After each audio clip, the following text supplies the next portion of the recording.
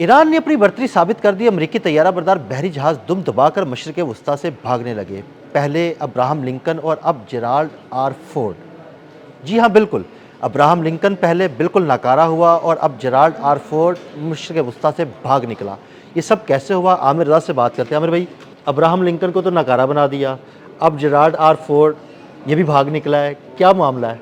देखिए, ये आया था हैफा की बंदरगाह पर, इसको ठहराया गया था और ये दुनिया का सबसे बड़ा त्यारा बरदार जहाज़ है, जिस पर 90 के करीब जो हैं जहाज़ मौजूद है और इससे हमले भी किए गए। यानी इससे वो मिसाइल और जहाज़ भी उड़ाए गए जो कि ईरान पर हमलावर हुए। लेकिन उसके बाद हुआ क्या कि कुदरत ने अपना काम दिखाया और यहाँ पर इनके अपनी लॉन्ड्री एरिया के अंदर आग लग गई और ये आग बढ़ते बढ़ते जो है इनके रहायशी कमरों तक गई और वहाँ पे काफ़ी लोग जो हैं उनके ज़ख्मी होने की भी इत्तला आई।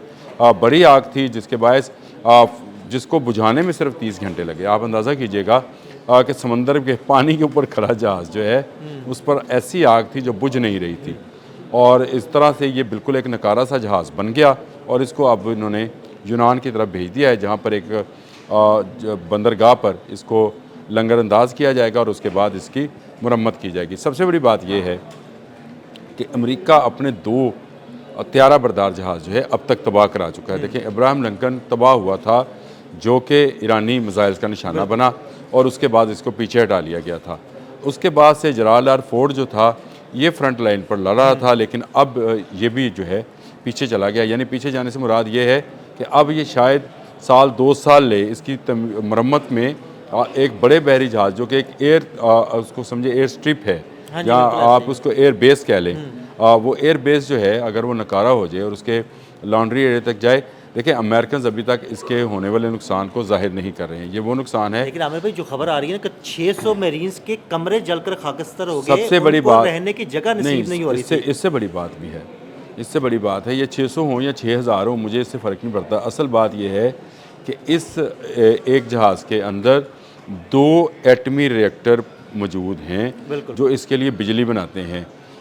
ये कहा जा रहा है कि उनको नुकसान पहुंचा है और अगर उनको नुकसान पहुंचा है तो इसका मतलब ये है कि ये एटमी बेड़ा जो है ये हमेशा हमेशा के लिए जो है बेकार हो गया है। एक तो इसमें से ताबकारी जो है उसका अखराज हो सकता है। कहा जाता था कि ये 50 साल तक समंदर में रहेगा। देखें, जब आप कुदरत के लिए जो जिस तरह से वो कहते हैं ना कि टाइटैनिक के बनाने वाले ने ये कहा था कि इसको अगर खुदा भी चाहे तो डुबो नहीं सकता और पहले सफ़र में डूब गया था।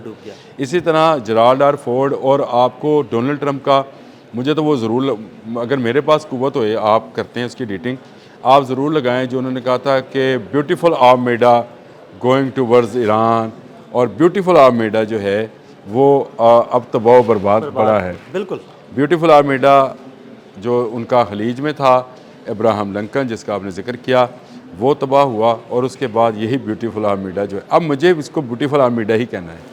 ये ब्यूटीफुल आर्मीडा जो है इसमें आग लगी और झुलस कर ये जो है अब ये आईसीयू में दाखिल हो गया है। आईसीयू में गया है, यहाँ पर इसका इलाज किया जाएगा। लेकिन अगर इसके एटमी रिएक्टर्स को, जो कि इस वक्त खदशा जाहिर किया जा रहा है कि इसके एटमी रिएक्टर्स को नुकसान पहुँचा है जो इसके लिए बिजली बनाते थे और कहा जाता था कि ये 50 साल तक जो है ये समंदर में रह सकता है। मेरा ख्याल है ये 50 दिन भी नहीं रहा। बिल्कुल ऐसे 50 दिन भी नहीं ये रहा। जंग से हाँ 20 दिन जंग को हुए हैं। जिस दिन वो यहाँ पे पहुंचा है उसी दिन हमला हुआ है। हाँ बिल्कुल, जुमेरात को ये पहुंचा, जुमेरात को पहुंचा और जुमे को हमला हुआ था। 28 फरवरी शायद जुमा बनता था, उस दिन हमला हुआ था। तो आज 20वां रोज़ है जंग का। तो ये 20 रोज़ भी नहीं निकाल सका जिसने 50 साल समंदर में रहकर ईरान का मुकाबला करना था या कुदरत को ललकारना था। मैं सीधी बात कहता हूँ। तो अगर इसके जेराल्ड आर फोर्ड को देखा जाए तो आपने ठीक कहा कि 600 कमरे जो इन्होंने दादोशुमार दिए कि जी 600 कमरे जो हैं वो चले गए। मरीन्स को जो है वो ज़मीन पर सोना पड़ा और मलाह जो हैं वो ज़ख्मी हुए। 30 घंटे लगे हमें आग बुझाने में और इन 30 घंटों के बाद जब आग बुझी तो नुकसान इतना ज़्यादा था कि ये किसी काम का नहीं रहा। अब इसको यूनान के एक जजीरे की तरफ भेज दिया गया है जहाँ पर जाकर इसकी मुरम्मत जो है। आमिर भाई, वो जो एक दौर में ये तस्वर किया जाता था कि जी अमेरिका का बड़ा खौफ है, अमरीकी बहरी बेड़ों का बड़ा खौफ है, वो नाकाबिले तस्खीर हैं, लेकिन इस जंग में तो ईरान ने बिल्कुल ये साबित कर दिया कि कोई भी चीज़ नाकाबिले तस्खीर नहीं है और बहरी बेड़े तो बिल्कुल तबाह बर्बाद कर दी। आपने बड़ी अच्छी बात की। मुझे ये शक है कि ये कोई प्रोजेक्टाइल था ईरान का जो इसको लगा बिल्कुल है ऐसा ही है। और उसमें आग लगी है, लेकिन अपनी सुबकी और अपनी हवकी जो है वो उसको मिटाने के लिए इन्होंने ये कह दिया कि इसके लॉन्ड्री एरिया में आग लगी। मेरा ख्याल ये है कि ईरान ने जो हैफा की बंदरगाह पर आपको याद है हमला किया था, पहले एक व्लॉग किया था किया जिसमें ये था। बात की थी, उसने हैफा की बंदरगाह पे हैफा की बंदरगाह पर हमला हैफा की किया था। बंदरगाह से थोड़ा सा ही दूर नहीं, है। हैफा की बंदरगाह तकरीबन इसको समझे, ये उसी- देखें उसी एरिया में ही है शायद। बहरी बेड़ा जो है बहुत बड़ा होता है, ये बंदरगाह में कोई किनारे के साथ आके हाँ जी, कभी भी बिल्कुल। नहीं लगता है, ये दूर रहते हैं। ये वहाँ पे था दूर और उसको जो है निशाना बनाया गया और उसके नतीजे में लगने वाली आग नहीं बुझी। देखें ये जो क्लस्टर्स हैं, क्लस्टर बॉम्ब्स जिनको बोला जाता है, ये आग लगाते हैं और इनकी लगाई हुई आग जो है केमिकल और पानी से बड़ी मुश्किल से बुझती है, जब तक ये खुद इसका केमिकल जो है वो खतरनाक जल ना जाए। दुनिया में सिर्फ 3 मुल्क ऐसे हैं जो क्लस्टर बम के जिन सिग्नेटरी नहीं है। पहला अमेरिका है, दूसरा इजराइल और तीसरा ईरान है। और ईरान इस वक्त इजराइल पर क्लस्टर बमों से हमलावर है, जिसको रोकना किसी थॉड, किसी पेट्रियाट, किसी एरो सिस्टम का जो है वो बस के बात नहीं है। पहली बात है, एक मिसाइल जाता है फिर उसमें से बहुत सारे बम निकलते हैं। तो किस किस को रोकेंगे वो जैसे बिल्कुल एक वो हम हवाई नहीं देखते जब हाँ जी। ऊपर जाती है और फायरवर्क्स जो देखते हैं तो ऊपर जाकर वो एक जा रहा होता है, फिर मुख्तलिफ निकलते हैं। उसमें से। उसी तरह से ये है और इसी की आग जो है 30 घंटे तक नहीं बुझी है। हाँ जी। देखिए ये बड़ी बात है क्योंकि एक इस तरह का बैरी बेड़ा जिसके ऊपर एटमी रिएक्टर्स हैं, जिसके ऊपर जहाज़ हैं, यानी F-35 है, F-22 है, फिर उनके हेलीकॉप्टर्स हैं, टोमाहाक मिसाइल्स उनके पास हैं, उनके साथ बेशुमार इमदादी कश्तियाँ मौजूद हैं। अगर उसकी आग 30 घंटे नहीं बुझी तो ये बात छुपाई जा रही है। मेरा अपना अंदाज़ा है और मैंने अभी तक जो इसको देखा है, मुझे लगता है कि ये जेराल्ड आर फोर्ड के ऊपर क्लस्टर बम की बारिश हुई है और इसके मुख्तलिफ हिस्सों में आग लगी है, जिसको ये अब छुपा रहे हैं और कह रहे हैं कि लॉन्ड्री में देखें, लॉन्ड्री में किस चीज़ से आग लगेगी। सोचने वाली बात है। लॉन्ड्री में तो ऑलरेडी पानी होता है और कपड़े धुल रहे हाँ, होते हैं। नहीं, अगर यहाँ का कोई ठेकेदार ने बिल्डिंग बनाई हो तो मैं कहूँ यार ये शॉर्ट सर्किट हो सकता है, क्योंकि वो तारें नाकस होती हैं। एक ऐसी एटमी रिएक्टर से चलने वाला उसके अंदर क्या कोई तार शार्ट हुई थी जिसका आग बुझाने के लिए इनको 30 घंटे लगे।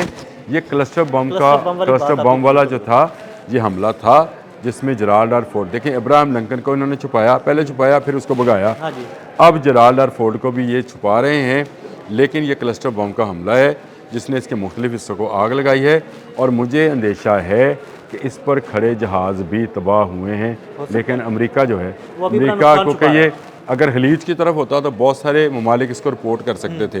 ये था इजराइल की तरफ, तो अगर इजराइल की तरफ हैफा की बंदरगाह के साथ था तो इजराइल और अमेरिका जो है अपने नुकसानात अभी तक छुपा रहे हैं। और मैंने आपसे कहा था ये कब तक छुपाएंगे, आखिरकार ये सामने लाए जाएंगे। जब सामने आएंगे तो लोगों को नज़र आएगा कि इनके बहुत सारे जहाज़ और मिसाइल्स और इनकी बोट्स जो हैं वो इसमें तबाह हुई थी। और ये तबाह होने के बाद अब अमेरिका जो है इस वक्त खलीज में उसकी वो कुव्वत बाकी नहीं रही जिस पर उसको घमंड था, और उसके ब्यूटीफुल आर्मीडाज जो हैं वो बेकार और तबाह होके ईरान के हाथों और कुदरत के हाथों जा रहे हैं। मेरा ये गुमान है, या मेरा आपसे कह लें कि मैं एक एज ए तजियाती जो है अपना तजिया दे रहा हूँ कि ये क्लस्टर बमों का हमला है जिसको छुपाया जा रहा है और जेराल्ड आर फोर्ड पर खड़े जहाज़ भी जलकर हादसा हो। बहुत शुक्रिया आमिर भाई। मज़ीद अपडेट्स के लिए मुझे और आमिर रज़ा को फॉलो करते रहें। अदील अहमद और आमिर रज़ा को इजाज़त दीजिएगा। अल्लाह हाफ़िज़।